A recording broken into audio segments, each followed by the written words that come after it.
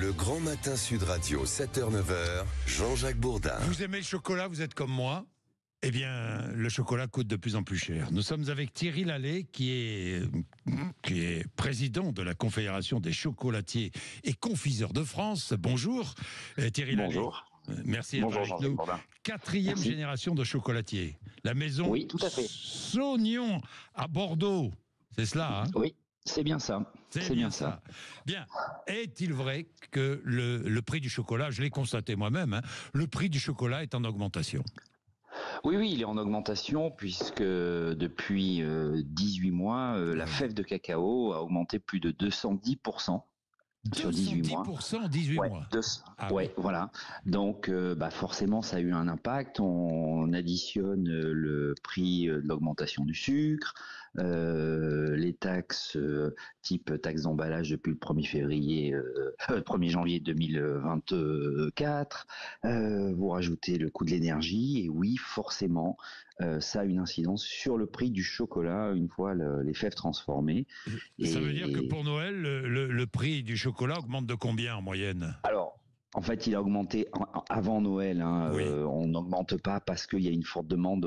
Ça fonctionne pas nous comme ça dans le sens où on produit bien avant. Mais la moyenne d'augmentation est entre 5 et 9% d'augmentation. Oui. Chez les différents confrères ou chez moi, j'ai augmenté de 5% par exemple depuis le 1er septembre. Bien. Pourquoi est-ce que le prix du chocolat augmente? Il y a deux gros producteurs dans le monde, c'est la Côte d'Ivoire et le Ghana. Tout à fait.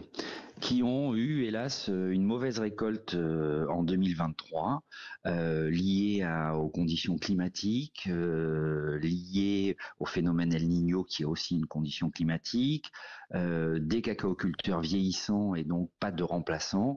Et toute cette conjoncture, en fait, ces différents facteurs sont arrivés en même temps sur la récolte 2023. Et la demande en elle-même de chocolat au niveau mondial, elle n'a pas réduit.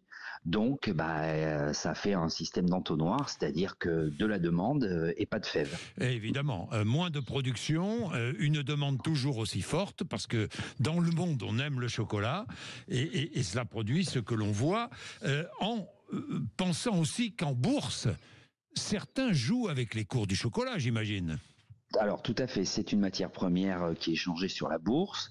Donc forcément, quand il y a des gens dont c'est le métier de spéculer sur la matière première, et hélas, ça fait un effet boomerang aussi, et on arrive à des augmentations hors normes. Ça s'est jamais vu depuis, on va dire, l'histoire du cacao coté en bourse, quoi. Dites-moi, la production, on parlait de la Côte d'Ivoire et du Ghana, mais est-ce que partout dans le monde, on produit maintenant de la fève de cacao? Est-ce que ça s'étend, la production? Alors, elle s'étend, hélas non, parce que on ne peut produire du cacao qu'autour de l'équateur, de la ceinture équatoriale. D'accord. Ce qui est sûr, par contre, c'est que le réchauffement. Alors, on n'en est pas encore là. On n'est pas à faire du cacao dans le sud de la France, par exemple. Ouais, voilà, j'y pensais. Non, pas encore. Heureusement pour nous. Hein. Et dans le Bordelais, oui. Alors, ça serait peut-être pourquoi pas. Mais non, il va falloir attendre encore quelques années. J'espère que je ne serai pas là pour le voir. Mais non, ce qui est sûr, c'est que par contre, cette crise a permis quand même à d'autres pays d'Afrique ou d'Amérique du Sud de voir qu'il y avait un intérêt pour le cacao au niveau mondial, et donc se sont mis à reprendre leur plantation, parce que alors il y a aussi une histoire de non-déforestation aujourd'hui au niveau mondial, donc ça c'est très bien, mais c'est vrai que de jeunes cacaoculteurs sont revenus en fait dans les plantations familiales. Et se réinstalle, et on voit des pays émergents aussi en Afrique comme le Cameroun, le Togo, ou bien en Amérique du Sud, la Colombie qui se met à produire de plus en plus de cacao.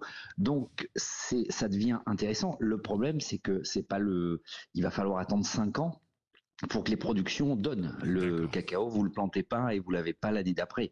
Donc oui, je comprends. Alors, voilà. Mais cacao-culteur. Ça, c'est bien, ça. Je suis cacao-culteur, vous imaginez? J'aimerais, moi, être cacao-culteur. Non. Il faut déménager. Oui, il faut que je déménage. Thierry Lallé, chaque Français Donc chaque foyer consomme en moyenne 7 kilos de chocolat en France par an. Est-ce que ça progresse, la consommation de chocolat ? Non, elle est à peu près stable. On n'a pas, elle est à peu près stable. Ça va faire à peu près 7 ans qu'on est à peu près sur la même consommation.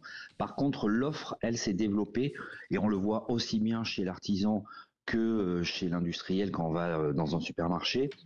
Où on voit que l'offre, par exemple, de la tablette s'est fortement développée aussi. Ça, c'est aussi par l'influence des artisans où nous, on a essayé de remettre de mettre en avant les provenances de fèves, les choses comme ça. Merci Thierry Lallet, 4e génération chocolatier, la maison Saugnon à Bordeaux, président de la Confédération des chocolatiers et confiseur de France.